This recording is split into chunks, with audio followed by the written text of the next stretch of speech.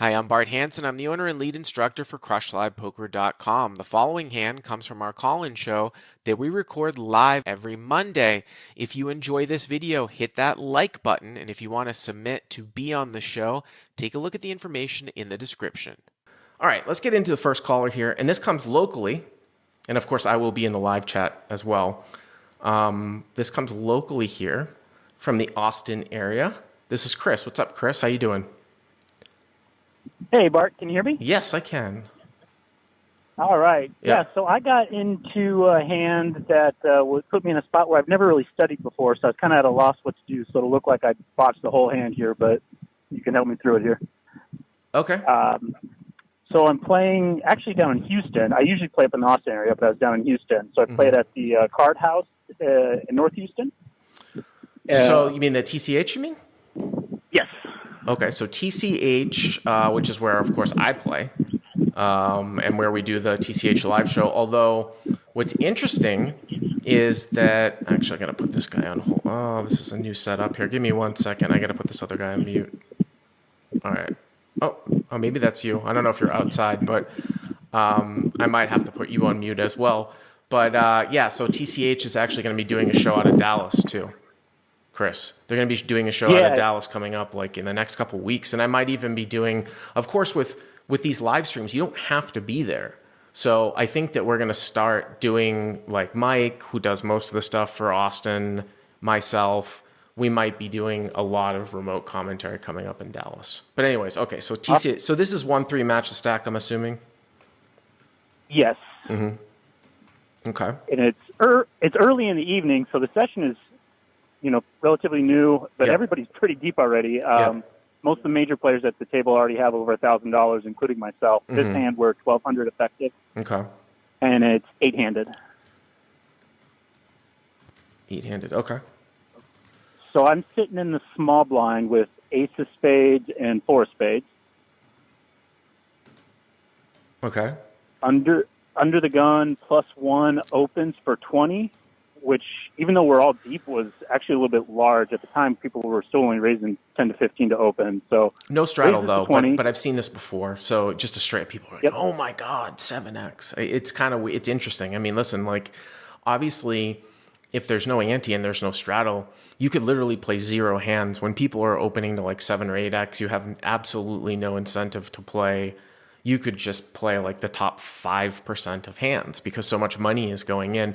It just doesn't happen that way practically, but really the first raise size is what kind of dictates the size of the game. And, these 1-3 match stack games at TCH, especially North Austin, which is what the biggest game that they usually have there, it plays like, I would say, in between, like a large LA 5-5 1K cap game, if not larger, usually depending on who's there. So and then you see like the $20 open. So, okay. So under the gun to 20, under the gun 1 to 20. Go ahead. Yep.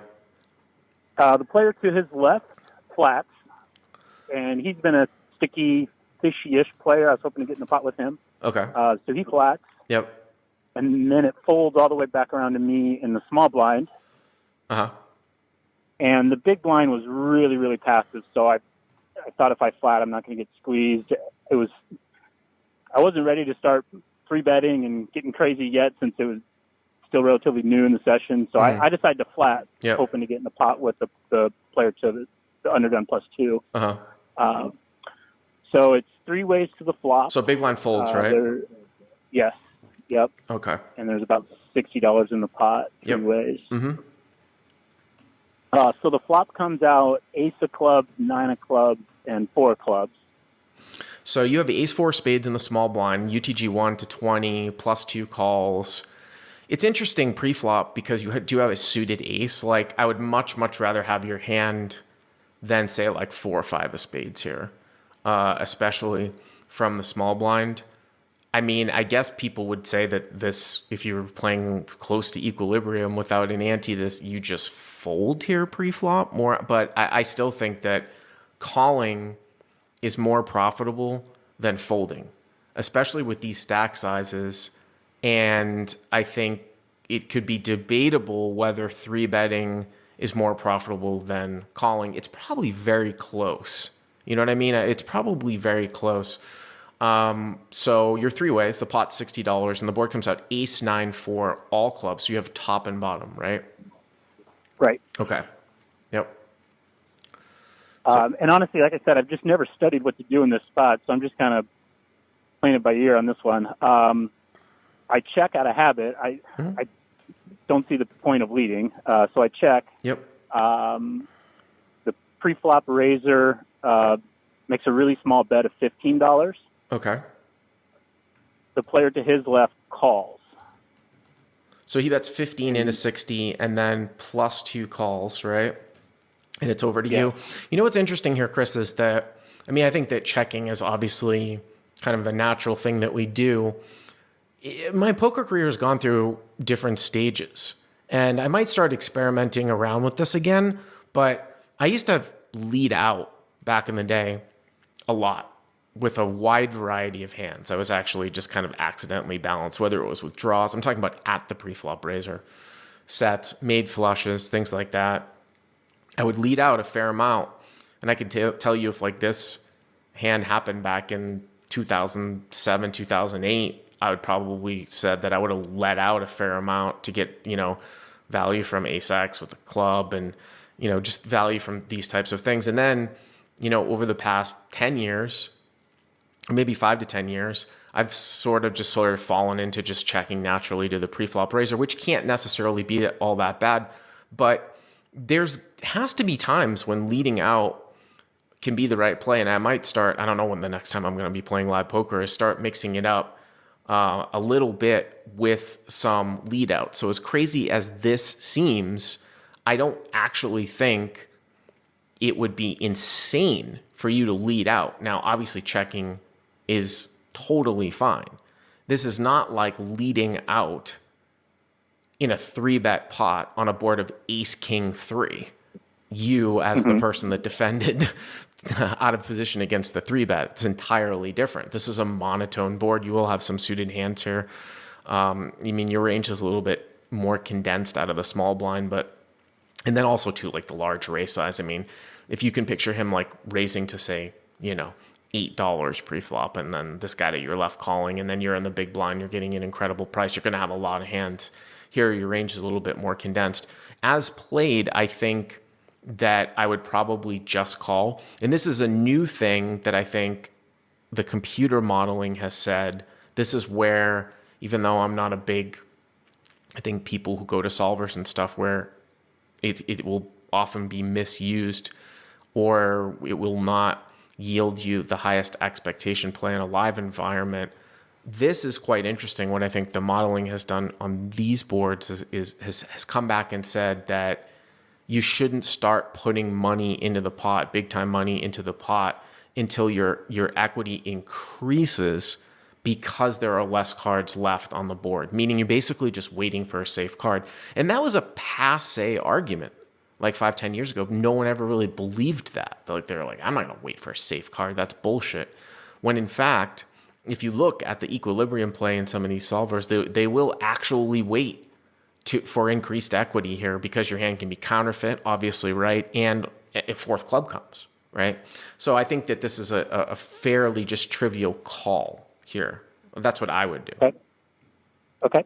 Did you call? I did call. So you were sort of waiting for a safe card, I'm assuming, ish.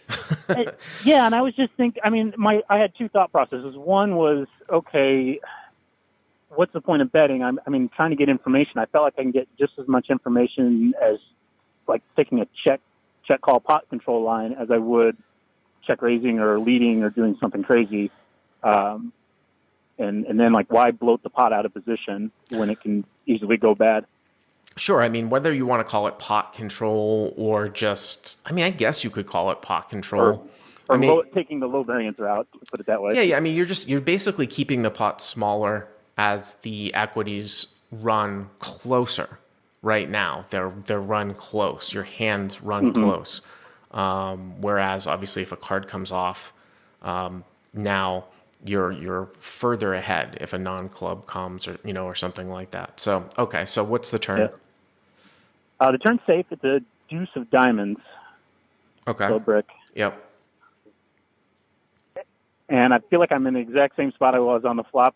What's the point of doing something crazy? I guess now it makes maybe a little more sense to lead. But at this point, I'm still looking for information like, okay, who actually has something and, what does that look like? It definitely could be. I feel really lost on the turn. It's definitely an odd, like I said, you don't see lines usually like in multi-way pots of like check, call, stop and goes like against two people, which is what this would be. It's just something that you don't really see all that much. I suppose it could have some merit where you've now seen a safeguard, and I've seen people take this line with flushes too, even sometimes as slow plays.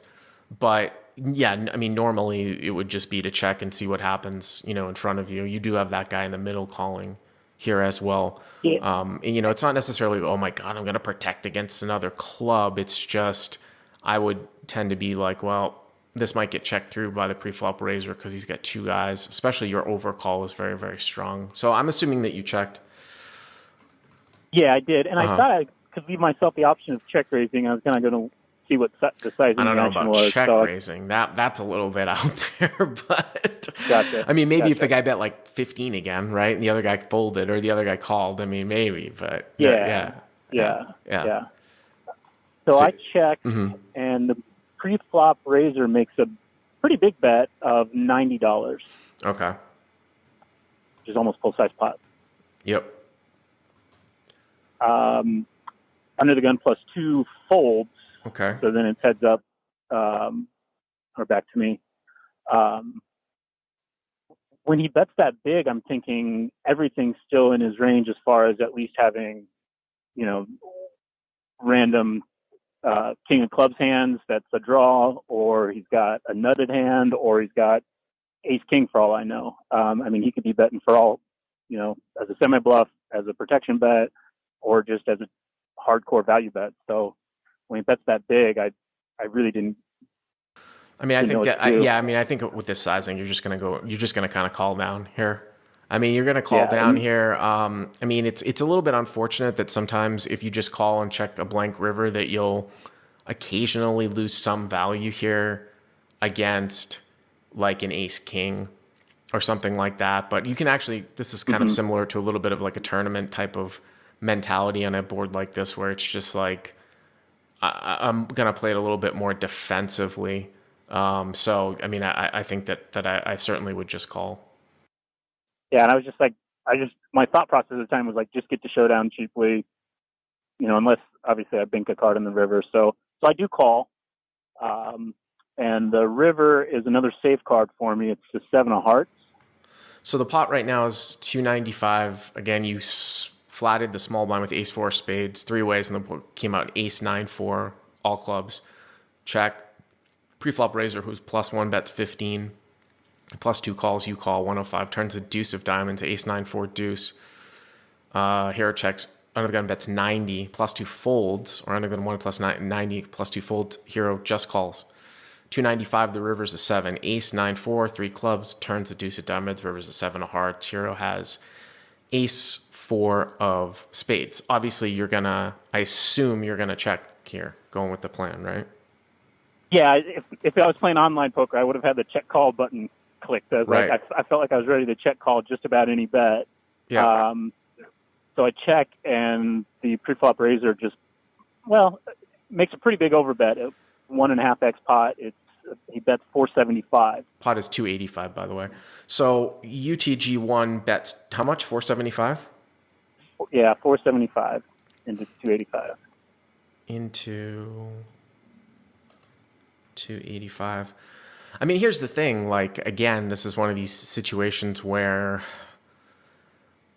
on paper, you're definitely supposed to call with some hands here. And, having top and bottom. Obviously, you're going to have some flushes, but having top and bottom is going to be probably, I would imagine, one of the hands that you would call with here to an overbet. I mean, that's how I would think about it. Now, at the same time, though, in a live dynamic and the patterns I see live, it's a little bit problematic because he would sort of have to derive his primary bluff being like, king, queen with the king of clubs or the queen of clubs, king, jack, that would basically go for just 3 streets, like in a huge way, and also bet into 2 people. I mean, usually like sometimes people will like, construct, they'll be like, oh, I'm going to, run across, I'm going to bluff this hand here, right? With the king of clubs. But then when they bet and they get 2 callers, do they really have the guts to continue to bet on turn and then run it across the river? I don't know how wide this guy was playing. I mean, he's from +1. He shouldn't really have that many suited hands, although I'm sure he could be opening like 5, 6 of clubs plus, something like that, all the suited broadways. It's just, I don't know. I might overfold in this spot, to be perfectly honest with you, without a club in my hand. Whether or not, like I said, in theory, you're supposed to fold, it's probably very close to being indifferent. So I think it's very, very close either way. I would be surprised if he shows down a bluff here. I really would be surprised if he shows down a bluff here, to be honest with you.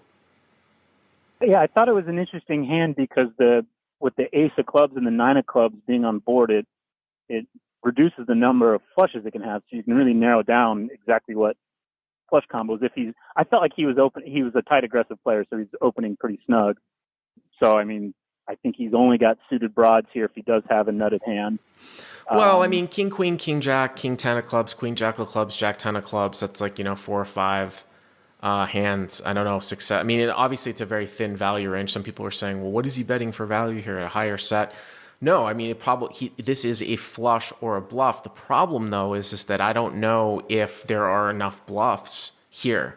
People aren't balanced enough here for this to necessarily be a bluff. He's overbetting the pot, so you're getting a worse price. I mean, you're only getting about 1.5 to 1 here. So it's. I mean, if you were to say have like ace queen with the queen of clubs, or if you had a club in it that maybe was a Broadway, that would be a better hand to call with than ace 4. You know what I mean? What did you end up doing? Yeah. So I ended up folding. And I put him on a really, really narrow range, both for bluffs and value hands.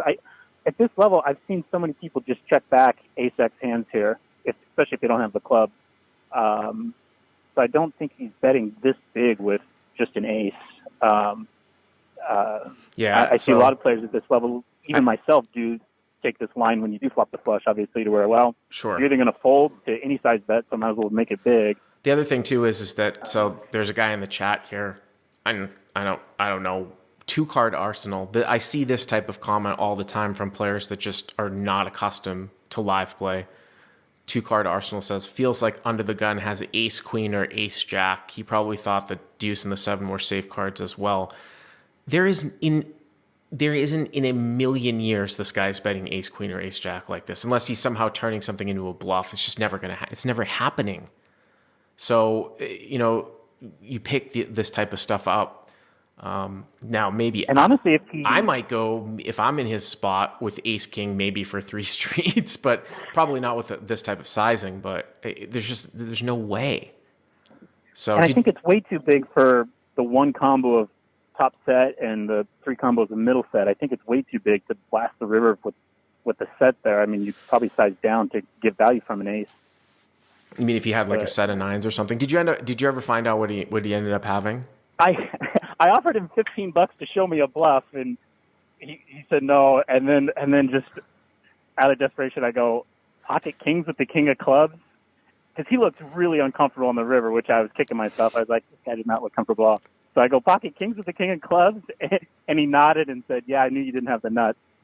I don't buy it. Honestly, like I've seen so many hands of live poker playing and also doing live streams, more probably than anyone. Literally, like more than anyone. Maybe Tuckman is close. I have never seen anyone run like kings, which is a pair that has some showdown value. Kings with the king of clubs, like on a monotone board like this, on an ace high board, into a bluff for 3 streets like that. It's horseshit, in my opinion. It's more likely that it would be king queen with like the king of clubs.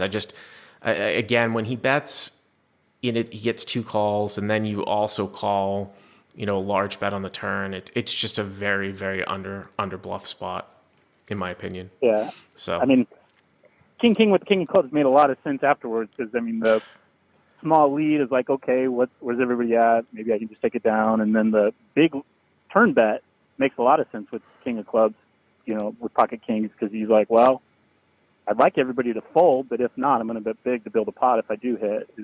So it all made sense.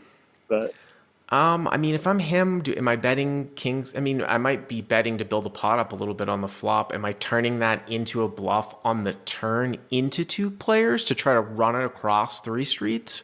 To try to get somebody? I don't know. It just seems very, very unusual and something that is not common at all. I appreciate it. Thank you very much for the call. If you like what you've seen here, please hit the subscribe button. And if you enjoyed this call-in hand, hit the like button down below. To check out crushlivepoker.com, click on the link in the description. Use the code YTA300 to get the first 30 days for free.